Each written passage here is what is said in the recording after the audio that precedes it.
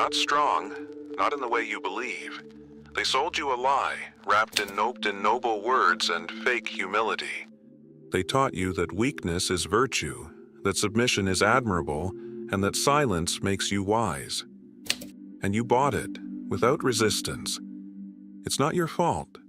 From the moment you were born, they trained you to bend your head, to feel guilty for your instincts, to apologize for your ambition. They told you that wanting more is selfish, that confidence is arrogance, and that success is dangerous. They made you ashamed of your hunger, ashamed of your drive, ashamed of your fire. And the worst part? You believed it. You wore it like a badge, convinced that shrinking yourself made you good. But it didn't. It made you small. It made you forget the strength buried in your bones. It made you deny the wildness that still pulses beneath your skin. And now you call fear prudence, and call silence compassion. But all of it, and is just your surrender dressed in gold. You've spent years hiding your truth to protect others from discomfort, lowering your gaze so no one would feel threatened by your light, biting your tongue so they wouldn't call you arrogant. But Nietzsche would have seen through it all. He would have called it what it is: moral slavery, a code written by the weak to restrain the strong, a system designed to reward obedience and punish brilliance. Because when someone dares to rise, they become a mirror, and no one likes the reflection that exposes their cowardice. You live inside that system now. You smile when you want to scream. You say it's okay when everything inside you is breaking. You've traded truth for acceptance, greatness for comfort. And worst of all, you've convinced yourself that's normal. But it's not. You were never meant to be tame. You think your silence is kindness. You think your restraint is wisdom. But they're just chains. Chains that someone else wrapped around you, and that you've learned to hold tightly as if they were part of you. They told you to be humble, but what they meant was, don't shine too much. They told you to be compassionate, but what they wanted was your submission. They taught you that to want more was greedy, and to speak your truth was selfish. And now you carry this inherited guilt like a second skin. Every time you feel the desire to rise, you bury it beneath a layer of shame. Every time you feel anger, hunger, passion, you censor it, label it dangerous. But it's not dangerous. It's power. And that's why they fear it. Because power in the wrong hands threatens the order, and power in the right hands exposes the lies. That's why the world turns its back on those who choose strength. Not because they are cruel, but because they're free. And freedom is offensive. It forces others to face the prison they chose. When one man refuses to kneel, it forces everyone else to question why they ever did. And most people would rather crucify the free than admit their own chains. So, they'll resist your rise. Not with open violence, but with doubt, with guilt, with subtle attacks dressed as advice. They'll call you arrogant, reckless, unrealistic. Not because you are, but because you remind them of who they chose not to become. They'll tell you to slow down, to be grateful, to stay humble. But you weren't born to shrink. You were born to stretch, to devour, to burn. And if they can't handle your fire, let them freeze in their own silence. This isn't about ego. This is about reclaiming what was always yours. And it starts when you stop asking for permission to be powerful. They won't understand your vision. They'll prefer to attack rather than accept they may have lived a lie. That's what Nietzsche called the path of the Übermensch. Not a destination, but a relentless transformation. An evolution that never asks for approval. It's not about reaching the top and saying, I made it. It's about burning and rebuilding, again and again. Breaking every wall that was handed to you. Refusing to inherit limits from people who never tested their own. That path is lonely. Not because you're meant to be alone, but because before you find your tribe, you must become someone worthy of being found. And that means choosing isolation over imitation. Look around you. Who do you spend your time with? Do they challenge you, push you forward, or do they anchor you with fear, with small talk, with fragile egos that crack when you grow? You can't build greatness in a circle of comfort. If your circle doesn't stretch you, it's not a circle, it's a cage. And here's the hard truth. You may have to leave it behind. People, beliefs, habits, everything that holds you back must die. True strength isn't just about enduring pain. It's about releasing what weakens you, about letting go of the parts of yourself that no longer serve your rise. Not gently, not someday. Now, because the person you are today cannot carry you into the future you dream of. You must outgrow him. You must shatter her. You must rip that skin off and step into the fire. Rising means rebirth, and rebirth is never soft. It's violent. It's disorienting, like tearing through yourself with your bare hands. But it's the only way to become what you've never dared to be. No one tells you this. Real change hurts, not because of the effort, but because of what it forces you to confront. You have to look directly at what you've become, at the version of you shaped by fear, by conformity, by years of small betrayals against yourself. You've built a self that was easy for others to accept, a version that didn't disturb, didn't shine too bright, didn't question too loudly. And every time you whispered, "I'm just like this," you were protecting a fragile lie, a lie called identity. But identity isn't carved in stone. It's not a sentence. It's a choice you make every day. And if you don't challenge it, it becomes a prison. You keep repeating the same story, not because it's true, but because it's familiar. Look deeper. How many of your thoughts are truly yours? How many of your fears are inherited? How many limits have you swallowed without ever tasting resistance? Most people never ask these questions. They live on autopilot, comfortable, numb, asleep. But if you're still here, it's because something in you refuses to die quietly.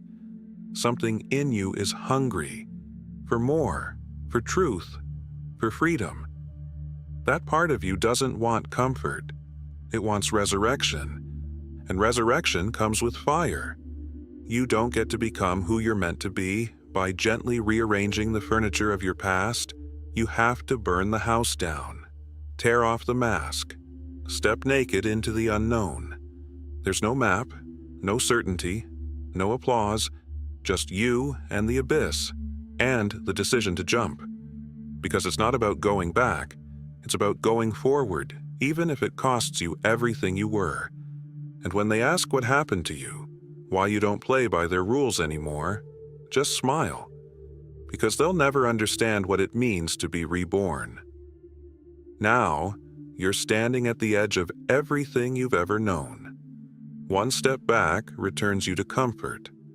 One step forward throws you into chaos. But only in chaos can you find what's real. You were told to fear uncertainty, taught that change is dangerous, that you must find yourself and stay there forever, as if identity were a fixed shape instead of an unfolding process. But you're not a finished product. You never will be. The self is not a statue. It's a flame, and that flame must constantly devour what no longer serves it in order to survive. Nietzsche said it clearly. Become who you are, not who you were, not who they expect you to be, but the person buried under layers of obedience, silence, and self-doubt. And to do that, something in you must die every single day. Old beliefs, outdated dreams, echoes of other people's expectations. You have to bury what you've outgrown, or it will rot inside you. Most people never do. Not because they can't, but because they're terrified of what they'll lose. The truth, they fear loneliness more than mediocrity. They'd rather stay accepted than evolve. When you start changing, they won't cheer. They'll mock you. They'll say you've lost your way. But the truth is, you've finally found it. You've stopped pretending, and they can't stand that kind of clarity. Because if you make it out, if you rise, it means they could have too. And that truth burns. It forces them to face the life they've chosen to endure instead of transform. So yes, they'll resist you. But resistance is proof you're breaking through. And if you keep going, eventually, you'll stop needing their permission altogether. You'll walk alone. Not because no one understands, but because you've become someone rare enough to walk your own path. Real change doesn't come with celebration. It comes with isolation. You'll walk through silence before you ever hear applause. And in that silence, you'll face your deepest fears, the ones you've avoided your entire life. The fear of not being enough. The fear of being too much. The fear of being alone in your truth. But what you'll discover is that fear isn't your enemy. It's your compass. It points directly to what you must confront, what you must dissolve, what you must transcend. Because only by moving through fear do you become untouchable, not because you feel no pain, but because you stop being ruled by it. And here's the secret no one told you. Freedom doesn't come from removing pain. It comes from learning how to hold it without losing yourself, from choosing who you want to be in the presence of chaos. You've spent years avoiding discomfort, hoping peace would arrive when life became easier. But life doesn't get easier. You get stronger. And strength isn't built in comfort. It's forged in fire. You'll have to watch parts of you fall apart. You'll have to feel the grief of letting go of who you thought you were.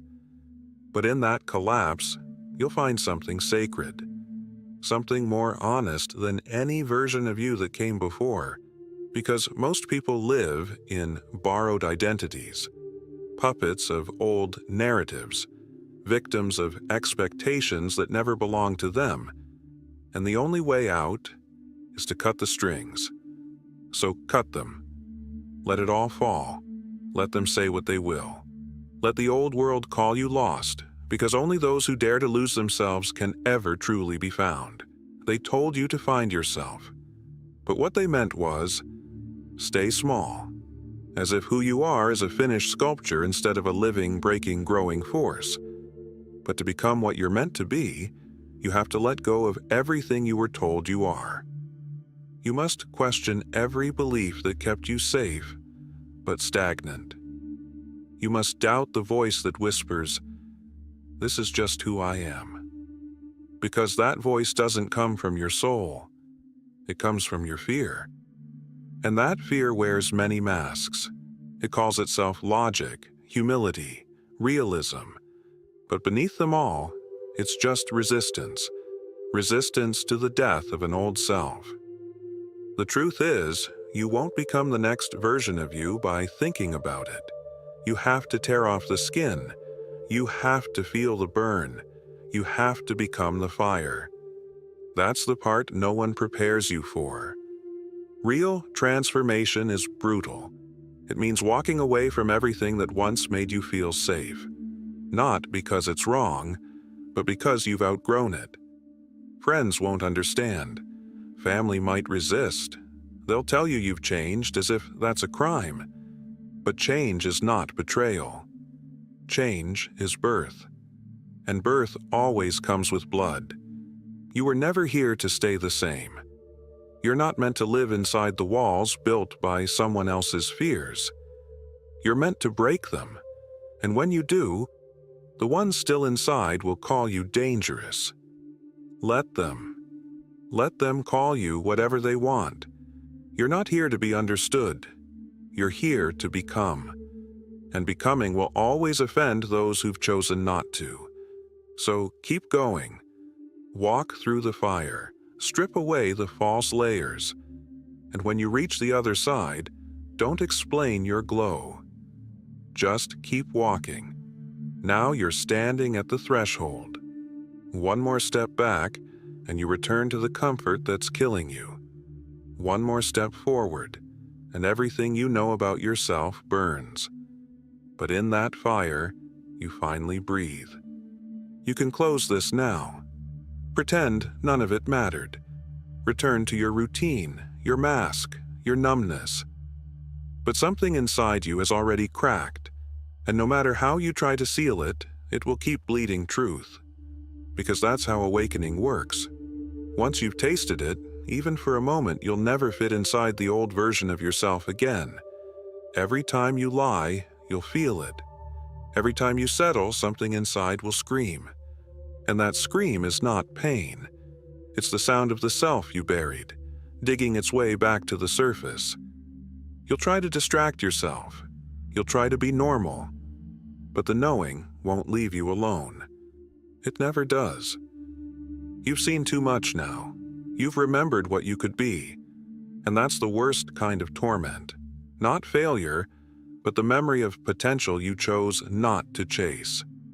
That gap becomes your ghost.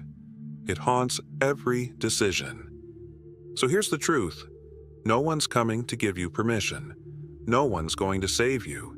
The only one who can change this story is you. Not with declarations, but with action. Relentless, sacred, uncomfortable action. So close your eyes. See the version of yourself that doesn't bow, that doesn't shrink, that doesn't apologize for their fire. And now, ask yourself, would they recognize you or walk away? If the answer stings, then it's time. Time to become. Time to burn. Time to rebuild with no ceiling, no leash, no script. Leave a comment that says, I am not here to fit in. I'm here to rise. Not for me. For you. For the day you come back and remember the exact moment when you stopped surviving and started becoming. And if this message shook something in you, if it woke up a fire, then subscribe. Because what we're building here isn't content. It's a rebellion, and you are already part of it.